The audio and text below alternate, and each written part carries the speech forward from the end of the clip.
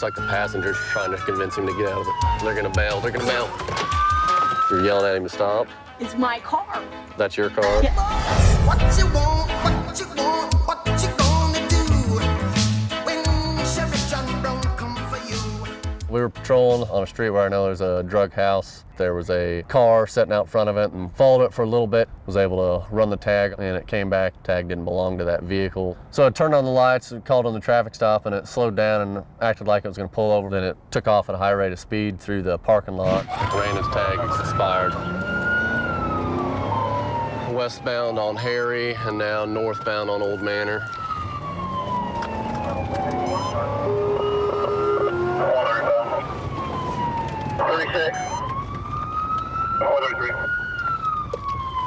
When I saw that water, I was like, God, I do not want to get in that water. He runs and he gets across to the other side of the creek, so I pulled out my taser and it locked him up for a little bit. And I don't know if one of the probes came disconnected or what, but he didn't lock him up anymore. So I fired my second air cartridge at him and I see an officer run up beside me. At the time, I thought it was an officer. And I'm like, I got him tased, get in there, go get him. When he jumps in there, I see it's my supervisor, Sergeant Beard, and I was like, oh crap. And so he jumps in the water and he goes running across there and he goes and hooks the guy up. And so I asked him, I was like, do you need me to come over there? And he's like, no, I got it. And I was like, thank God, because I still didn't want to get in that water. Once he gets him, we get him in a car or whatever, and the sergeant comes back over and he's soaked from like the mid-thigh down, and that water just stank. It was stale water and it did not smell good. He had to go home and change his clothes. Looks like the passenger's trying to convince him to get out of it. They're gonna bail, they're gonna bail. Stop!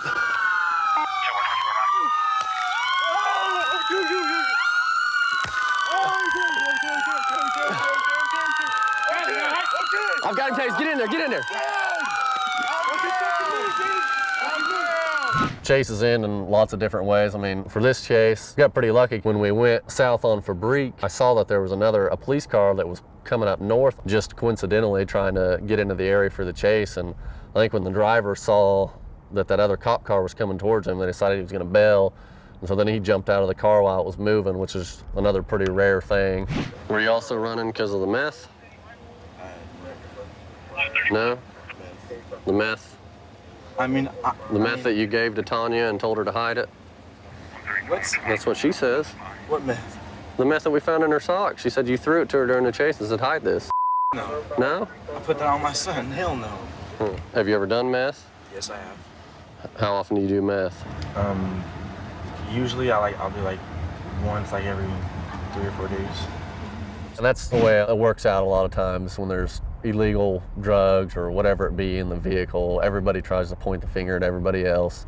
Nobody wants to man up and take responsibility for their actions. I didn't have to jump in the water. Didn't even have to really touch the guy when he was all wet and nasty. He got taken care of for me, and then I got the arrest out of it, so it worked out pretty good for me.